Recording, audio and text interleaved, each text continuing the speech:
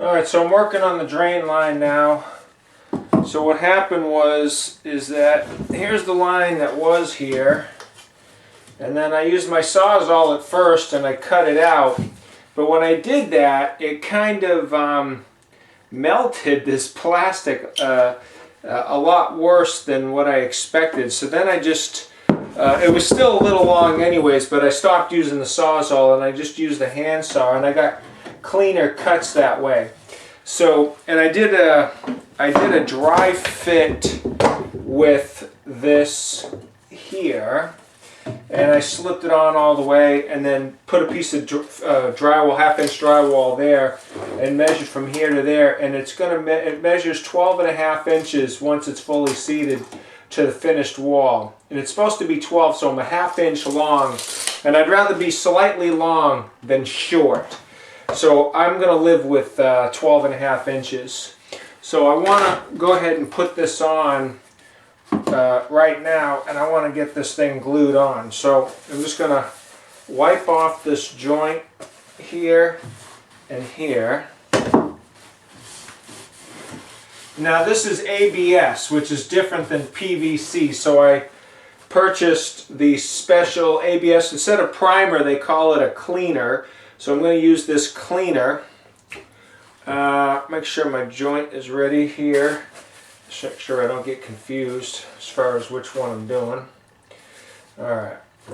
Let me get this line a little bit out of the way. Alright, so let's see here. Keep getting confused. Just in case I get confused, I'll wipe both joints. That way I'll get it. I can't mess up. Okay, so I got my caps loose already on both my primer. I guess it glues up just like PVC. So I'm going to use the cleaner first. Go all the way around here and get that nice and clean. And I'm going to go ahead and clean up this one here. Get that nice and clean.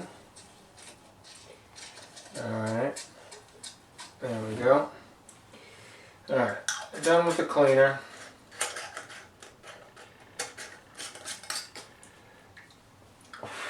Okay, let that dry out a little bit.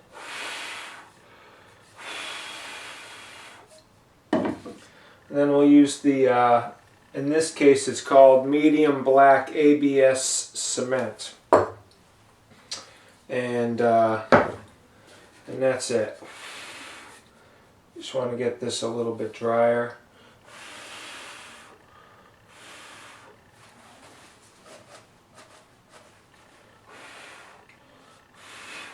Okay, here we go.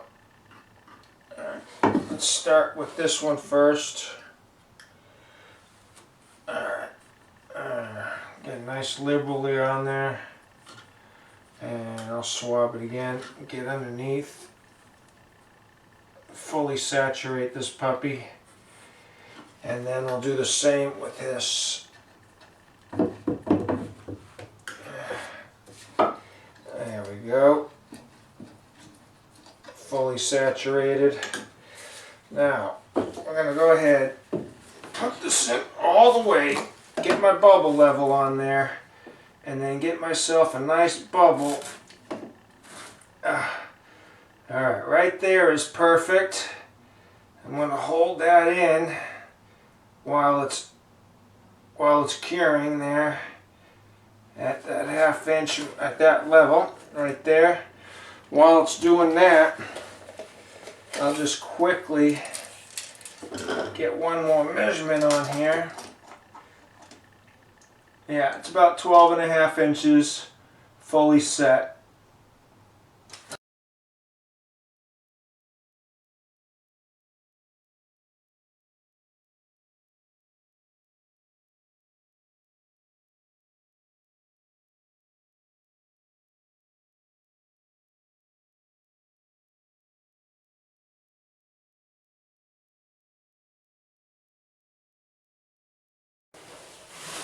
Basically, that's going to be exactly 4 inches. Alright, so I need a 4-inch piece.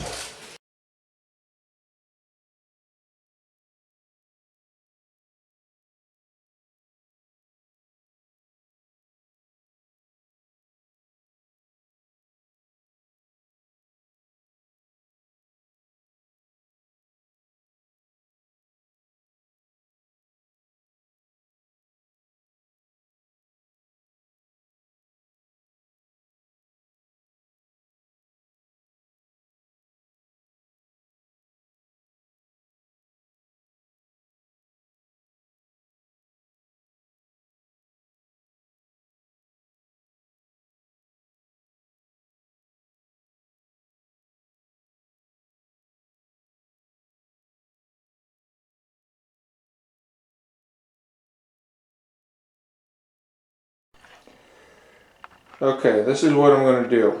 This is how I'm going to tackle this floor.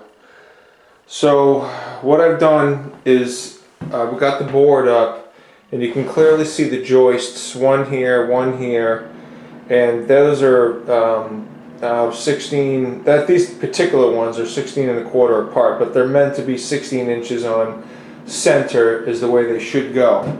There's another joist when you look under here. And you go underneath there, I can see the other joist right there, right? So then I measured that one out, and that one's measuring out at 16. So I just put down some blue tape, and with 16 inch, except for this one, which I know is 16 1/4.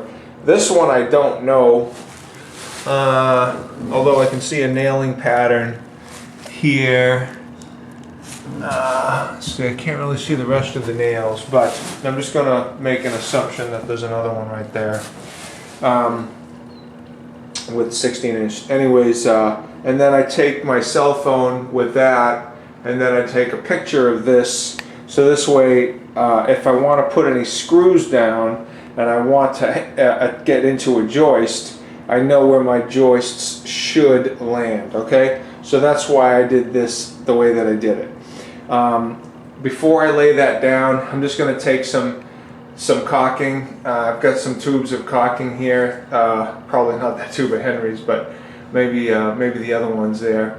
And I'm just going to lay a bead of caulking down in here, so this way it's just sitting, and then I'll anchor that down with some like those ribbed nails. I forget what the hell, ring shank nails. Okay, I'll just put some ring shank nails in there, and if I have any squeaks or anything like that, I'll attach it with some screws, just so that I can get a nice no squeak floor. So then once this piece is down and this is all sealed in and I got no worries, and I looked at the floor yesterday, and I know that the floor is a little bit out of level, and I can live with that. That's okay. I can live with it being out of level. But the floor is, in addition to being out of level, it's not 100% flat. So if I want a level flat floor, the proper way for me to do it is to use self-leveling compound, which means because I'm on plywood, I'd have to put down a primer, and I have to take cautions over the perimeter and all this stuff, and then put the self-leveling primer down, and so I would have to go through those steps and those purchases. I have leftover thin set from the job from the shower, right? So what I'm going to do, because all I'm looking for is flatness, is I'm going to lay this piece down, and I got a couple of I have a screed board here, plus I have a 4-foot level. And what I'm going to do is I'm going to lay this down, clean this floor up 100%, and then I'm just going to mix up some thin set, and I'm going to flatten this floor 100%, and then put the plywood down over that, and then nail the plywood down with those 1 5/8 or whatever they are ring shank nails, and then make sure I've got no squeaks on my plywood before putting the finished floor down. So that's my intention. That's what I'm going to do. Right now I'm going to lay this piece in.